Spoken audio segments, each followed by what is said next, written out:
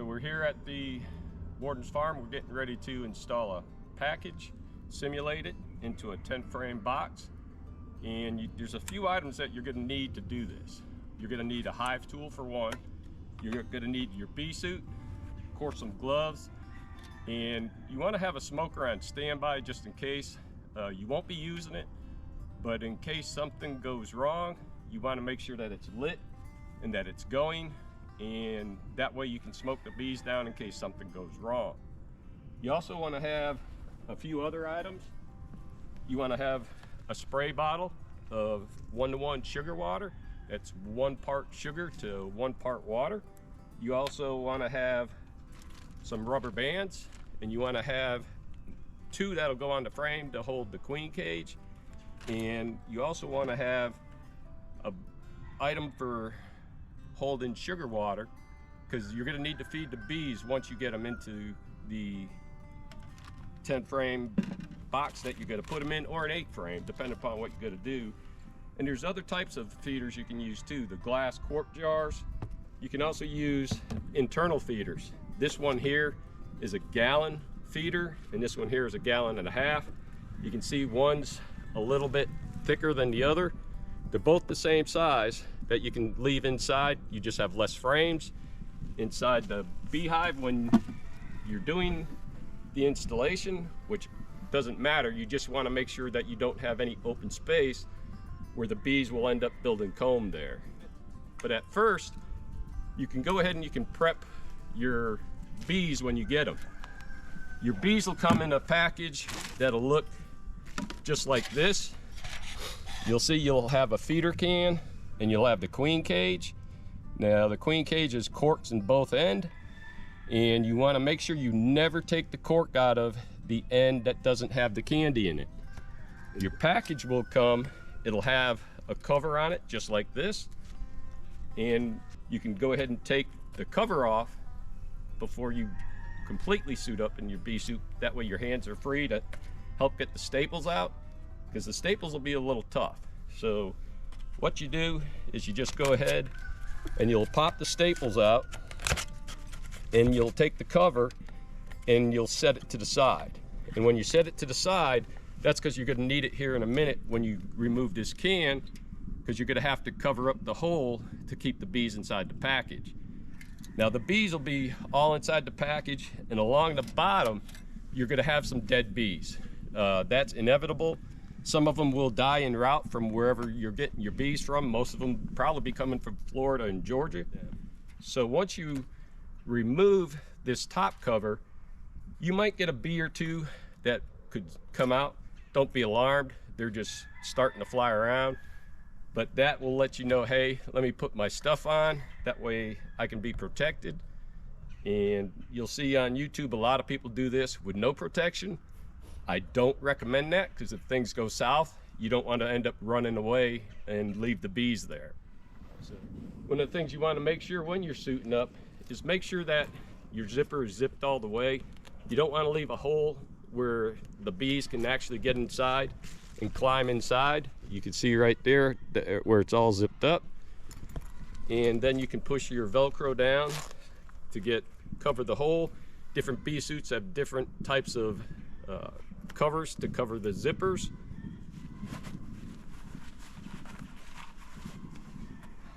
So before I put on the last glove, we'll take the package, because the bees are in it, we'll set it to the ground right next to the hive, because now you want to prep the hive. So this is a 10-frame hive. This is the outer cover. There's an inner cover, a 10-frame deep box, which will have 10 frames of either foundation, wax foundation, or plastic. And I'm lucky enough to have some honeycomb, because I do have beehives already. So I'll take the outer cover off. That'll show the inner cover. The inner cover may or may not have a hole cut on the back of it, depending upon where you get it from. Some people like blocking them off, but they're there for ventilation. That'll be a preference that you'll have to figure out what you want to do. You'll see I got some new frames and some older frames. The new frames have wax foundation. In the wax foundation, when I put them together, you can probably see there's some fishing line. That fishing line that you use on this will help keep that foundation in there. Once this is full of wax and honey, if you go to spin it, you don't want all that to come out. So that fishing line actually will keep the wax inside the frame. So you want to go ahead, you want to remove 3 of these, because you'll take 3 of them out, because that'll leave you just about a perfect area to put the bees in. But this one is a little wider than some of the others, so I'll take out a 4th, and you can see there's a little bit of old foundation on here. So I'll set that one to the side, and now that I'll make sure there's enough room, which there is. So now we'll go ahead and we'll prep the queen to go into the hive first. So now that we're ready to install the queen into the deep box, the first thing you got to do is pull this can out. Now what I would recommend to do is, before you take that out, is to take your sugar water and you want to spray down your bees. You don't want to soak them too much, just give them a light spray on both sides. And then once you got that there, then with the cover on there, you want to take the package and you want to just bump it. That will make all the bees that are crawling all over fall to the bottom, because that's where you want to keep them, so that you can get the queen and not have the bees all going crazy and flying around you. So you'll go ahead, after you bump the bees, you'll grab the can and you take the can out. When the can comes out, you can cover the hole right back up.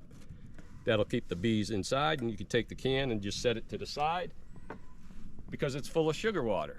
So you don't want to throw that out, because that's useful, that you can use.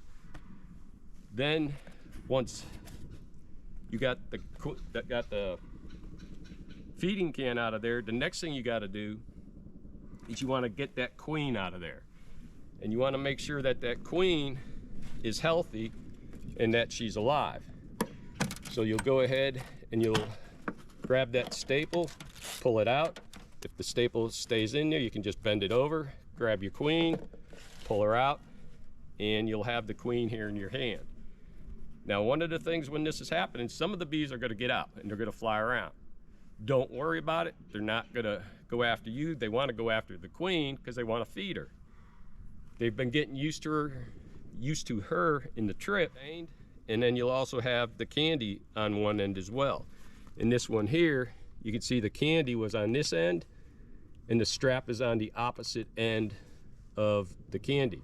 That'll be inside here. That candy will be white. And you'll have a queen, and you'll have probably 3 or 4 workers in there with her.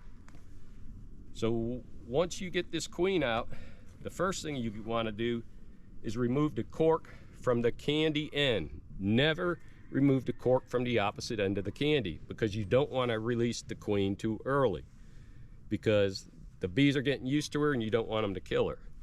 So you'll go ahead and you'll take your hive tool or knife or whatever you got, you remove the cork, and you can set that to the side.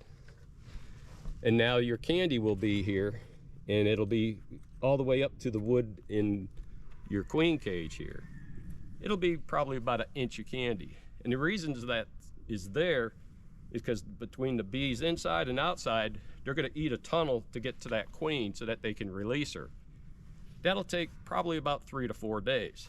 So that time period allows the bees to get used to her scent that she puts out by her pheromones, and that way they don't want to kill her. So now you'll lay the queen down on your hive box here, and then you'll take your bees, set them to the side, keeping the cover over the bees. That way they don't come out flying like crazy. And now you want to prep a frame for your queen. And you want to have 2 rubber bands. Some people say 1. I like using 2, because if one breaks, you got a second one that's on the frame to hold her.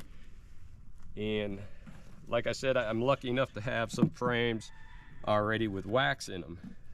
So the queen will be in this queen cage And you want to always make sure that this screen, when you put it in, will be face down when you put it into the frame. The reason for that is if that candy gets hot and melts, you don't want it to, if it comes down like this with your holes here, and if you put it downwards, that candy gets down and melts, it can block that hole because the bees inside will probably die as well, and so won't your queen.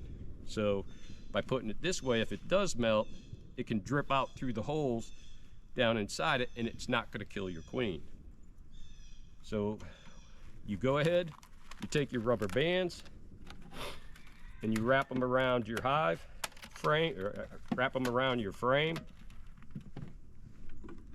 So then what you need to do is you're going to take your queen cage, the cork has been removed, and you want to place the queen on the wax like there, and I push it in a little bit.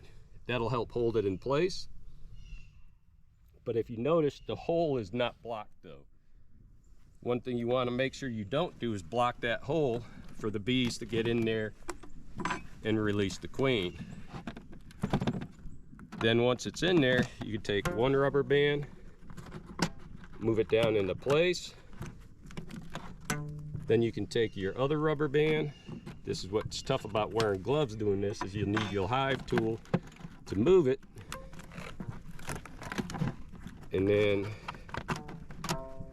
now your queen is installed and ready to be released by the other bees. And now you can place her inside the hive. And you want to take one of your other frames and you'll move it in there and you'll press it together. Now you see the gap right there, so don't worry about doing too much to her. So you get it in there, and now you can get your package ready to go inside here. There's several different ways that you can put the package in here. The way we're going to show you is we're going to place the entire package inside the deep box here. And that's where, again, you'll take your water, you'll spray your bees. Once your bees are wet but not soaked, you'll go ahead and you'll bump them down again. And that way they're down, you'll remove your cover, and now you can place the entire package down inside your box here. The bees will be coming out, they'll be flying, and they'll be crawling all over, and they'll be working their way towards that queen because they want to feed her. So once that's done, you'll want to take your inner cover and you'll want to cover her up. Keep all the bees inside here. And one of the other items that you'll want to make sure your hive has is a hive reducer. Now the hive reducer has a very small hole and it has another medium-sized hole. Because these bees are so new and they're not defended yet, you want to make sure that you have the small hole, and you put that small hole down inside, and that will help the bees to defend themselves from any robbers that may want to come in here. Now the bees will come and go and work their way and get orientated by coming out the front of the hive, but they're still going to need to be fed. So some people like to take the can and just set it right on top. I don't recommend to do that, because if something leaks too much, the bees down inside could get covered in this and they could drown, and if it gets cold, they're going to freeze. So I recommend not to do that, and then offset the can onto it like that. It gives enough gap that the bees can crawl in there, they can get to the sugar water, and they can feed themselves. But I also recommend to use something bigger. You can either go to the quart jar, and you can have 2 of these, and you can put them on the same way, but don't put them on the hole. You can adjust it and set it so that you got 1 on each side, because you're going to be putting another empty 10-frame box right on top of it. And that should last them for the 3 to 4 days that you want to leave them in here before you check to make sure that the queen's been released. But what I like to do is I have a much bigger feeder, and I'll go ahead and This will be filled up with 1-to-1 sugar water. And when it's filled up, when you go to invert it away from the hive, because some will drip out. And when it drips out, you don't want to have it over the hole where it's just shooting down in the hole. Then you can take it, you can place it where it's offsetted. Then you can take your 10 frame box deep and you can place it on top of that. Now you can take your outer cover and you can put the outer cover back on and your package is installed. I like putting bricks on top of the cover just in case any wind comes. That way it will help keep the cover on. Or something you may want to do is add that other frame back in there, and you can set the bees like this and they'll come and go inside it. Put the box on, set a feeder off on the side, and then you can put your box and your cover back on. That's another way that you can do it. But I recommend, like the first way we showed you, inverted and stuck down inside there. After 4 days, on the 4th day, you come back into the hive. You remove the box, the package. If there's still bees in it, then you can invert it and dump them. If any dead bees fall in there, don't worry about it because the bees will remove them. Take your empty package, set it to the side, and now head and you'll check your queen cage. When you pull the frame out, it'll have bees on it. Don't be alarmed. So you'll just go ahead and you'll take it, invert it, and you can look and see inside if the queen has been released. If she's not in there, then she's been released, and you'll be able to check the hole and make sure that the hole was drilled all the way through by the bees eating through the candy. Once she's released, you can remove this queen cage. So you can take the queen cage, set it to the side, take the rubber bands off, set them to the side, and you'll put the frame back in. I recommend to push all the bees to the center and leave the newer frames on the outside. Why is that? Because you want the cluster to stay warm in the center. The cluster is be the big mass of bees, and that way they're in the center.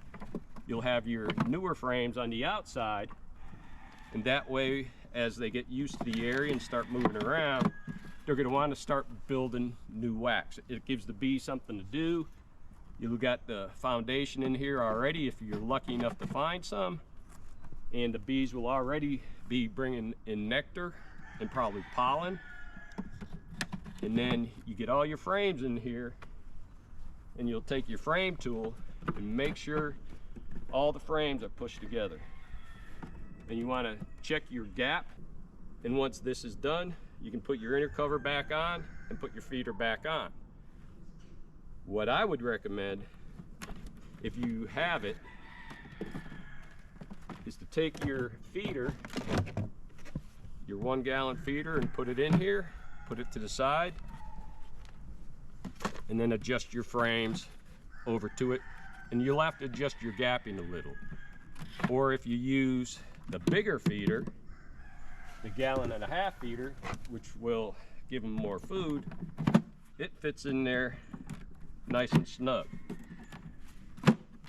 And that way it gives you all the right gapping right off the bat. Now you'll take your inner cover, you'll put it back on, and then you'll take your outer cover, put that back on. And one thing you want to always make sure is that it's back on and it's level. Sometimes you'll put it on and it'll be cockeyed and you won't notice it, and you'll walk away and you'll be like, oh man, I got to go back there. Just make sure that it's on all the way, it's on correct. You can take your bricks or whatever you're putting on there to keep it weighted down, and guess what? Now you got a package of bees that's been installed and ready for you to inspect them the next week or 2. So I hope this is a video that helps y'all. Hopefully it will.